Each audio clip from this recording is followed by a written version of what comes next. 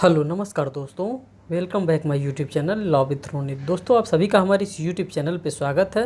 साथियों एक नए वीडियो और एक नए अपडेट के साथ आ रहे हैं जो कि बिहार जुडिशरी से रिलेटेड है।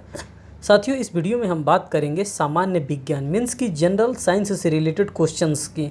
और साथियों जो इसमें मैं आज आप लोगों के लिए लेकर के आया हूँ वो भौतिक विज्ञान लेकर के आया हूँ, मीन्स की फिजिक्स से रिलेटेड क्वेश्चंस लेकर के आया हूँ। और ये जो भी क्वेश्चन होंगे साथियों ये कुछ वन लाइनर सीरीज़ में होंगे, कुछ एमसीक्यू के सीरीज़ में होंगे। जिस प्रकार के क्वेश्चन बन सकते थे जो आपके एग्जामिनेशन के लिए रेलेवेंट था उन सभी क्वेश्चंस को मैं यहाँ पे भौतिक विज्ञान की सीरीज़ में लेकर के आया हूँ। साथियों पार्ट फर्स्ट मैंने जीव विज्ञान ऑलरेडी आपके इसी यूट्यूब चैनल पे करा दिया है और आज मैं पार्ट सेकंड लेकर के आ रहा हूँ जो कि ये आपके सामने है।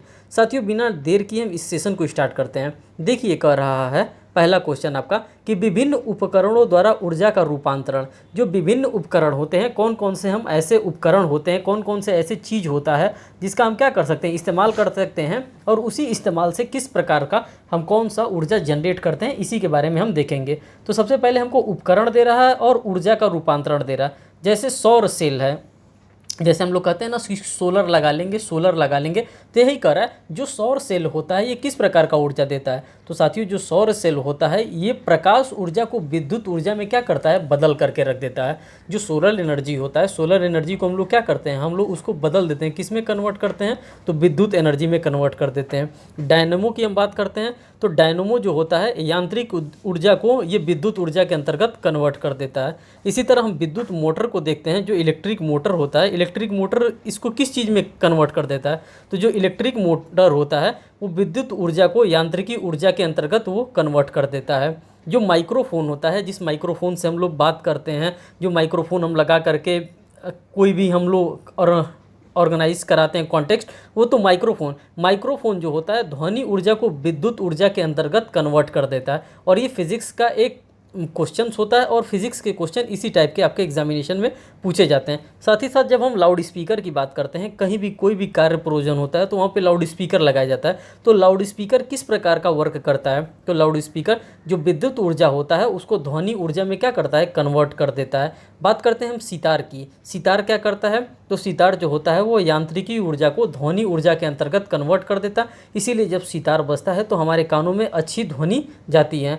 बल्ब और ट्यूब लाइट की हम बात करते हैं तो कहता है विद्युत ऊर्जा को प्रकाश व ऊष्मा ऊर्जा के अंतर्गत बदल देता है। कौन, बल्ब होता है, ट्यूब लाइट होता है और हीटर होता है। ये क्या करता है, जब हम हीटर चलाते हैं तो उसमें से हमको कहीं ना कहीं हीट निकलता है, उसमें से गर्मी निकलता है, इसीलिए उसका नाम हीटर भी रखा गया। और वो ऊर्जा हमको देता है, कौन सा ऊर्जा देता है, तो वो हमको ऊष्म ऊर्जा हमको प्रदान करता है।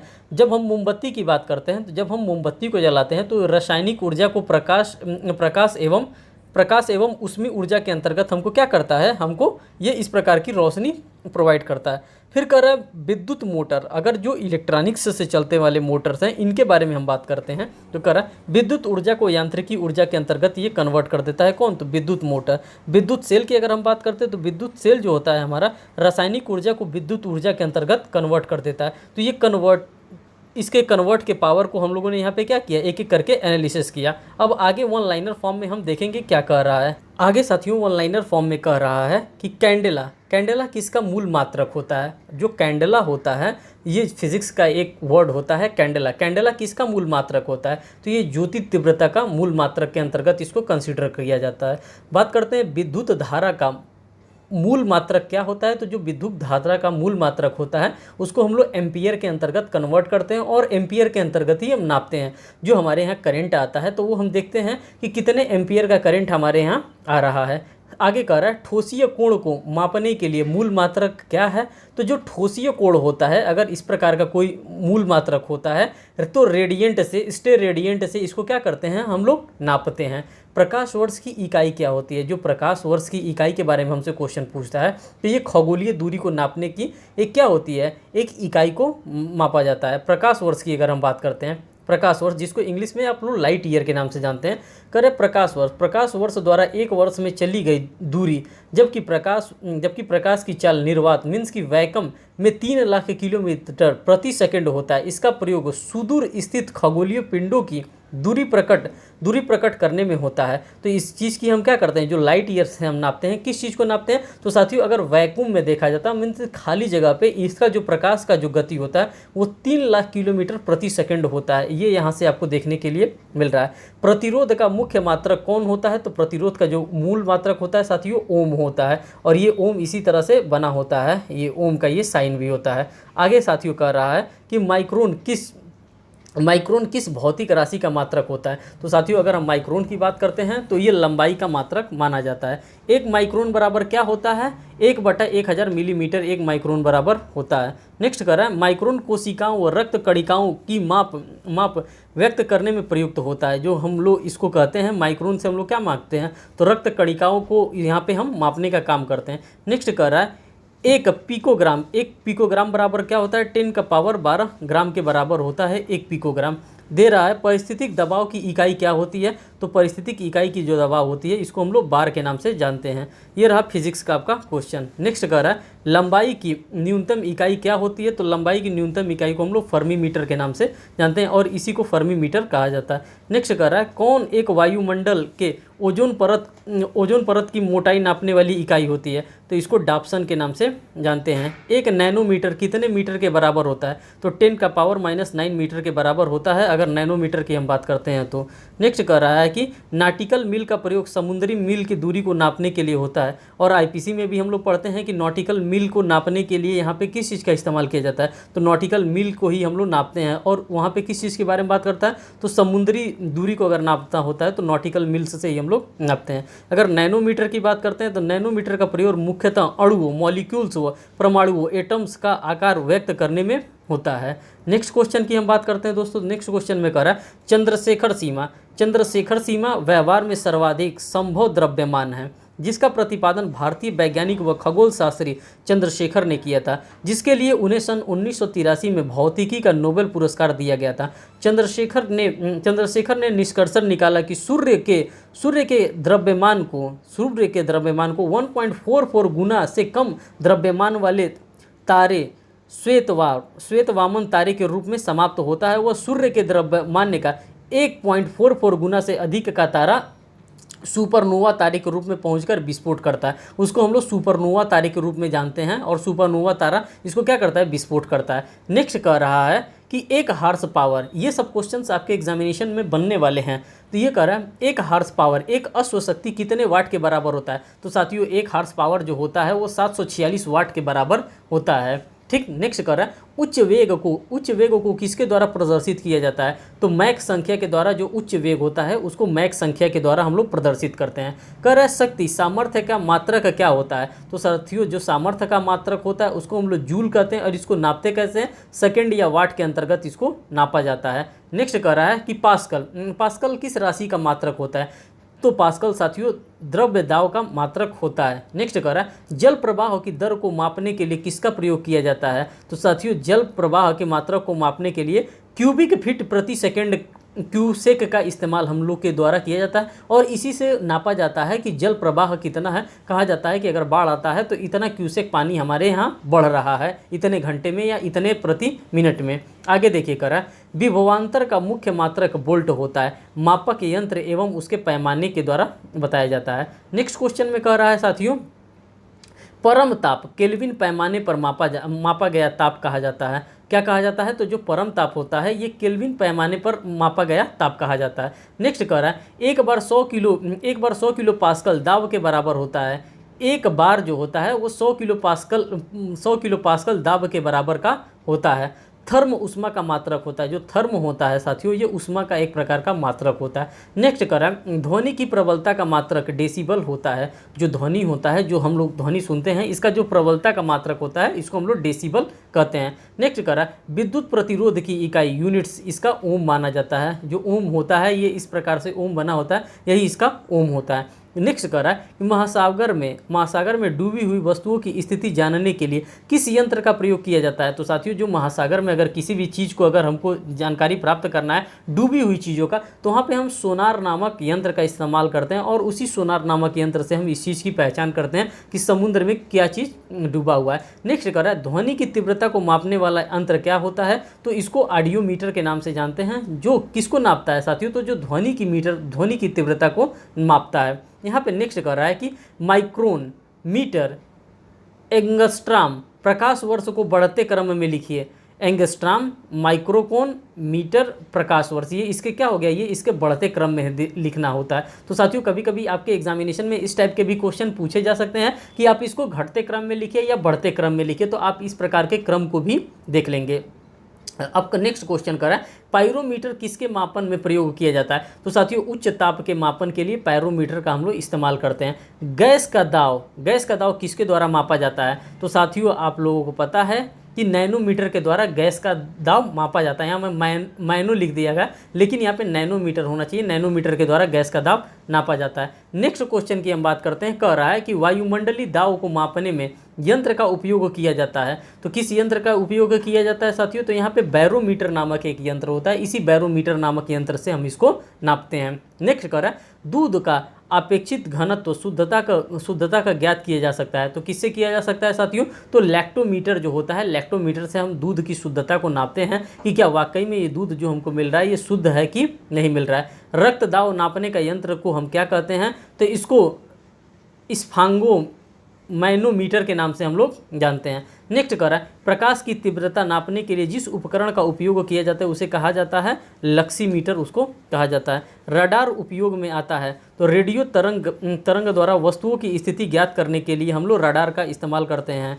नेक्स्ट क्वेश्चन कह रहा है कि पवन की गति को मापने वाला उपकरण कौन सा है। तो डोजीमीटर कहलाता है, जो पवन की गति को नापता है कि हवा कितनी तेजी से चल रहा है। नेक्स्ट कह रहा है वायु की सापेक्ष आर्द्रता का मापन एवं रिकॉर्ड करने वाला उपकरण क्या होता है। तो इसको हाइग्रोमीटर के नाम से जानते हैं। अब यांत्रिकी के बारे में हम देखते हैं कि यांत्रिकी के अंतर्गत क्या क्या आता है।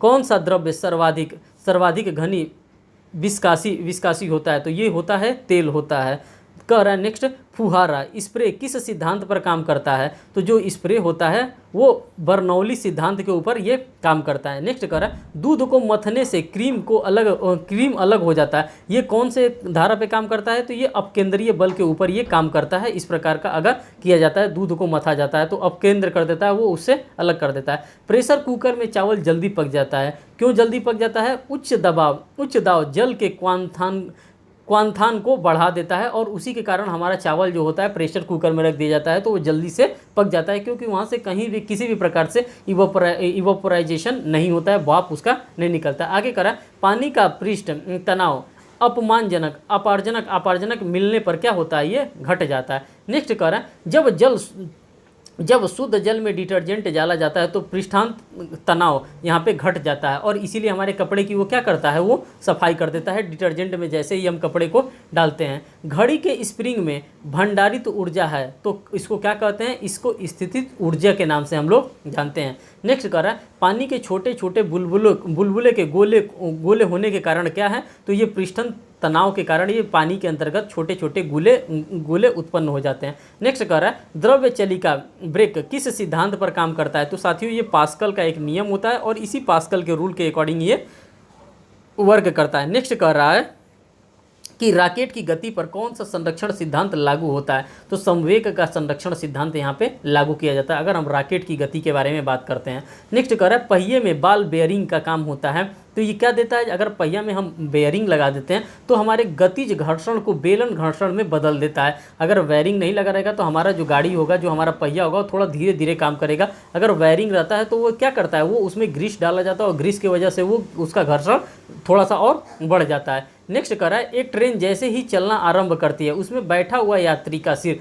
पीछे की ओर झुक जाता है। इस कारण से, किस कारण से, तो गति का जो जड़त्व का नियम लगता है उसी गति के जड़त्व के नियम के द्वारा ये होता है। नेक्स्ट कह रहा है द्रव्य पदार्थ के बारे में कौन कौन सा क्वेश्चन हमारे पास आता है। तो पदार्थ के बारे में पहला जो हमारा क्वेश्चन आता है, गर्म करने पर जिन्हें पदार्थ का आयतन घट जाता है, दाब बढ़ने पर उसका गलनांक भी कम हो जाता है। जैसे कि बर्फ होता है, ढलवा लोहा होता है और विस्थापन आदि, ये सारी चीज़ें आते हैं। नेक्स्ट कह रहा है, साधारण वायुमंडलीय दाब पर पानी का क्वांटम 100 डिग्री सेल्सियस होता है, परंतु यदि दाब को 2 गुना कर दिया जाता है तो पानी का क्वांटम क्या होगा, तो लगभग 125 डिग्री सेल्सियस यहाँ पे हो जाएगा। नेक्स्ट क्वेश्चन की हम बात करते हैं। कह रहा है, किस सिद्धांत के अनुसार जब कोई वस्तु किसी द्रव्य में पूर्णतः या आंशिक रूप से डुबोई जाती है तो उसके भार में आभासी कमी हो जाती है। भार में यह आभासी की वस्तु द्वारा हटाए गए द्रव्य भार को क्या होता है, तो ये आर्किमिडीज का एक सिद्धांत होता है और उसी सिद्धांत के ऊपर ये काम करता है। नेक्स्ट क्वेश्चन कर रहा है, जब बर्फ पानी में तैरता है तो उसका आयतन का कितना भाग ऊपर तथा कितना भाग पानी के नीचे होता है, तो क्रमशः 1/10 भाग पानी के ऊपर होता है तथा 9/10 भाग पानी के नीचे होता है जब हम बर्फ को पानी के अंतर्गत डालते हैं। नेक्स्ट क्वेश्चन कर रहा है, किसी बर्तन में पानी भरा है और उस पर बर्फ तैर रहा है। क्या कर रहा है, किसी बर्तन में अगर पानी भरा है और उस पर बर्फ तैर रहा है, जब बर्फ पूरी तरह से पिघल जाए तो उस बर्तन के पानी के तल में क्या परिवर्तन होगा, तो अपरिवर्तनीय रहेगा। पानी का तल पहले के ही समान रहेगा, जो पानी का तल है पहले के ही समान रहेगा। नेक्स्ट क्वेश्चन को यहाँ पे ऑब्जर्व करते हैं दोस्तों। नेक्स्ट क्वेश्चन में कह रहा है, द्रव का ताप बढ़ने पर पृष्ठांकन तनाव कम हो जाता है और क्रांतीय ताप पर यह हो जाता है, क्या हो जाता है, यह शून्य हो जाता है। नेक्स्ट कह रहा है, साबुन, डिटर्जेंट आदि से कपड़े ज़्यादा साफ होते हैं। अगर हम साबुन से या डिटर्जेंट से हम अपना कपड़ा धोते हैं तो किस लिए साफ होता है, वे जल का पृष्ठांकन तनाव कम कर देते हैं तथा वे मैल की गहराई में चले जाते हैं और इसी प्रकार क्या होता है, मैल वहाँ से कपड़े से छोड़ देता है। इसीलिए हम कहते हैं कि डिटर्जेंट से अगर हम कपड़ा धोते हैं तो हमारा कपड़ा क्या हो जाता है, साफ हो जाता है। नेक्स्ट कह रहा है, तेज गति से आंधी आने पर टीन की छत क्यों उड़ जाती है। अगर आंधी तेजी से आता है तो टीन हमारा क्यों उड़ जाता है अगर छत पे रहता है, क्योंकि छत के ऊपर की वायु आंधी के कारण तेज गति से बहती है, जिससे छत के ऊपर का दबाव कम हो जाता है और हमारे टीन जो होते हैं, जो हम करकट डाले रहते हैं, जो टीन डाले रहते हैं छत का, वो कहीं ना कहीं उड़ जाता है। नेक्स्ट कह रहा है, पहाड़ों पर खाना बनाने में कठिनाई क्यों होती है। अगर हम पहाड़ की बात करते हैं कि पहाड़ पे अगर हमको खाना बनाना है तो वहाँ पे हम बनाएंगे, तो कठिनाई किस प्रकार की होती है, इसलिए होती है क्योंकि वायुमंडल दाब घटने के कारण पानी का क्वांटम उबलने का दर कम हो जाता है। वहाँ पे ऑक्सीजन वायुमंडल नहीं मिलता है, तो वायुमंडल न मिलने की वजह से जो पानी का हमारे दाब होता है वो कम हो जाता है, इसीलिए पानी कम धीरे उबलता है, जिसमें गुप्त ऊष्मा का मान कम हो जाता है, फलस्वरूप खाना देर से पकता है। कहाँ पे, जब हम पहाड़ों पर बैठ करके खाना बनाते हैं। तो नेक्स्ट कह रहा है, बैरोमीटर का पाठ्यांकन जब एकाएक नीचे गिरता है तो किसका सूचक होता है, आंधी आने की संभावना का यहाँ पे सूचक इसको माना जाता है। नेक्स्ट कह रहा है साथियों कि बैरोमीटर का पाठ्यांकन जब धीरे धीरे नीचे गिरता है तो किसका सूचक माना जाता है, वर्षा होने की संभावना को भी यहाँ पे माना जाता है। नेक्स्ट कह रहा है, जब बैरोमीटर का पाठ्यांकन धीरे धीरे ऊपर चढ़ता है तो किसका सूचक होता है, तो दिन साफ रहने की संभावना यहाँ पे व्यक्त की जाती है और मौसम विज्ञान जो टीका होता है, इसी सभी चीज़ों को देख करके मौसम विज्ञान हमारा वर्क करता है। मैग्नेटाइट रासायनिक रूप से क्या होता है, तो लोहे का ऑक्साइड यहाँ पे बनता है। नेक्स्ट क्वेश्चन में कह रहा है कि कृत्रिम चुंबक किन किन पदार्थों से बनाया जाता है, तो कृत्रिम चुंबक लोहा से, इस्पात से एवं कोबाल्ट आदि से कृत्रिम चुंबक जो होता है हमारा बनाया जाता है। नेक्स्ट कह रहा है, चुंबक की आकर्षक शक्ति दोनों किनारों पर सबसे अधिक को और मध्य बीच में सबसे कम होता है। ये सारी चीज़ें आपको जानकारी रखना है। नेक्स्ट कह रहा है, अचुंबकीय पदार्थ की श्रेणी में कौन से तत्व आते हैं, जैसे प्लेटिनम आता है, क्रोमियम आता है, सोडियम आता है, पोटेशियम आता है, ऑक्सीजन आता है, एल्युमिनियम आता है और आदि चीज़ें आते हैं अगर हम अचुंबकीय पदार्थ की बात करते हैं। नेक्स्ट कर रहा है कि लौह चुंबकीय श्रेणी के अंतर्गत कौन कौन से तत्व आते हैं, जैसे लोहा आता है, कोबाल्ट आता है, निकल आता है एवं उसके मिश्रित धातु भी इसके अंतर्गत कहीं ना कहीं आपको देखने के लिए मिलते हैं। नेक्स्ट क्वेश्चन की हम बात करते हैं साथियों। कह रहा है कि त्वरण में जी के मान में परिवर्तन से रिलेटेड बार बार क्वेश्चंस पूछे जाते हैं और ये देखिए कह रहा है त्वरण जी का मान में परिवर्तन। पहला कह रहा है, पृथ्वी की सतह से ऊपर या नीचे पर जी का मान घटता है। ये चीज़ आपको ध्यान में रखना होगा, जब पृथ्वी की सतह से ऊपर या नीचे हम जाते हैं तो जी का मान हमारा क्या होता है, घटता है। सेकंड कह रहा है, जी का मान महत्तम पृथ्वी के ध्रुव पोल पर होता है। जी का मान कहाँ होता है, पृथ्वी के पोल पर होता है। थर्ड पॉइंट में कह रहा है जी का मान न्यूनतम विषुवत रेखा पर होता है। नेक्स्ट कह रहा है पृथ्वी की घूर्णन गति बढ़ने पर जी का मान कम हो जाता है। नेक्स्ट फिफ्थ पॉइंट में कह रहा है कि पृथ्वी की घूर्णन गति घटने पर जी का मान बढ़ जाता है। तो ये सारे जी के मान से रिलेटेड जो भी क्वेश्चन बन सकते थे वो सभी चीज़ों को मैंने आपको यहाँ पे बताया। आगे देखिए कह रहा है प्रस्रव तरंग की आवृत्ति होती है विशिष्ट रूप में 20 किलो हर्ट्ज के ऊपर की होती है। कितने किलो हर्ट्ज की होती है साथियों, तो 20 किलो हर्ट्ज के ऊपर की होती है। मनुष्यों को ध्वनि कंपन की अनुश्रुति किस आवृत्ति सीमा तक होती है, तो ये 20 से लेकर के 20,000 हर्ट्ज तक होती है। एमआरआई मशीन में किसका प्रयोग किया जाता है साथियों, तो चुंबकीय तरंग का एमआरआई मशीन के अंतर्गत प्रयोग किया जाता है। चमगादड़ बाधाओं का पता लगा सकते हैं क्योंकि उनसे उत्पन्न होता है प्रसार ध्वनि तरंगे, उनसे क्या होता है, उनसे उत्पन्न होता है। नेक्स्ट कह रहा है रेडियो तरंगों के संचारण के लिए प्रयुक्त वायुमंडल का स्तर होता है, तो इसको क्या कहा जाता है, आयन मंडल के नाम से हम लोग जानते हैं। क्रिस्टल की संरचना जानने के लिए किसका प्रयोग किया जाता है, तो एक्स किरणों का हम प्रयोग करते हैं। नेक्स्ट कह रहा है किस एक प्रकार की तरंग का प्रयोग रात्रि दृष्टि उपकरण में किया जाता है, तो अवरक्त तरंग का यहाँ पे प्रयोग किया जाता है। नेक्स्ट कह रहा है कि सीसीटीवी स्कैन करने में प्रयोग में लाई जाती हैं, तो क्या लाई जाती हैं, तो एक्स किरणें को हम लोग क्या करते हैं, प्रयोग करते हैं। कब, जब सीटी स्कैन करते हैं। किसका स्कैन करते हैं साथियों, तो जब डॉक्टरी में हम लोग सीटी स्कैन करवाते हैं तो यहाँ पे एक्स किरण का भी क्या किया जाता है, इस्तेमाल किया जाता है। अब देखिए यहाँ पे कह रहा है कि कुछ प्रमुख ध्वनियों के स्रोत एवं तीव्रता के बारे में बात करेंगे। सबसे तो पहले हम ध्वनियों के स्रोत के देखेंगे कि कौन कौन से ध्वनि का स्रोत होता है, और तीव्रता डेसिबल के बारे में हम देखेंगे कि किस डेसिबल पे किस ध्वनि को सुना जाता है। ध्वनि के स्रोत को भी देखेंगे यहाँ पे और उसके तीव्रता को देखेंगे। देखिए साधारण बातचीत कितने पे होती है, 30 से 40 डेसिबल के ऊपर होती है। अगर हम जोर से बातचीत करते हैं तो इसकी तीव्रता 70 से 80 डेसिबल हो जाता है। जब ट्रक चलता है और ट्रैक्टर चलता है तो इसका डेसिबल की जो तीव्रता होती है वो 90 से 100 होती है, और जब ऑर्केस्ट्रा चलता है तो उसका 100 से लेकर के 110 डेसिबल होता है। जब हम विद्युत मोटर की बात करते हैं तो ये 100 डेसिबल की तीव्रता से ही अपना साउंड छोड़ता है, लेकिन जब यहीं पे मोटरसाइकिल चलता है तो ये भी 110 डेसिबल अपनी तीव्रता छोड़ता है। जब सायरन कहीं बजता है तो यहाँ पे 190 से लेकर के 200 डेसिबल का अपना ये तीव्रता छोड़ता है। जब जेट विमान उड़ाया जाता है तो ये अपना तीव्रता 140 से लेकर के 150 तक छोड़ता है। जब मशीन गन चलता है तो 170 डेसिबल की ये तीव्रता छोड़ता है। जब मिसाइल चलता है तो ये 180 से लेकर के 190 डेसिबल का यहाँ पे तीव्रता यहाँ पे लगता है। तो साथियों फिजिक्स से रिलेटेड जो भी क्वेश्चन बन सकते थे उन सभी क्वेश्चंस को मैंने आपको बनाने का कोशिश किया। साथियों अगर आप लोग का पॉजिटिवली मोटिवेशन आएगा तो इसका नेक्स्ट पार्ट भी मैं लेकर के आऊँगा फिजिक्स का, और साथ ही साथ केमिस्ट्री का भी मैं आपके सामने लेकर के आने वाला हूँ बहुत जल्द। तो साथियों बिहार जुडिशरी से रिलेटेड जो भी पॉसिबल चीज़ें हो सकती हैं वो सभी पॉसिबल चीज़ मैं आपके सामने लेकर के आ रहा हूँ, और ये डेली बेसिस पे मैं आपके लिए लेकर के आ रहा हूँ। अगर आपको लगता है कि और भी वीडियो चाहिए तो आप हमारे बिहार जुडिशरी का प्लेलिस्ट चेक कर लेंगे, उसमें आपको कम से कम 30 से 35 वीडियो आपको मिल जाएंगे जो कि बिहार जुडिशरी से रिलेटेड है, बिहार जुडिशरी के प्रीवियस ईयर पेपर से भी रिलेटेड है। और साथियों आप हमारे चैनल पर नए हैं तो चैनल को जरूर सब्सक्राइब करिएगा, वीडियो को लाइक करिएगा और बेल बटन दबाना तो बिल्कुल ना भूलिएगा, जिससे मैं कोई भी लेटेस्ट अपडेट लेकर के आ रहा हूँ वो आपको आसानी से मिल सके। Thank you.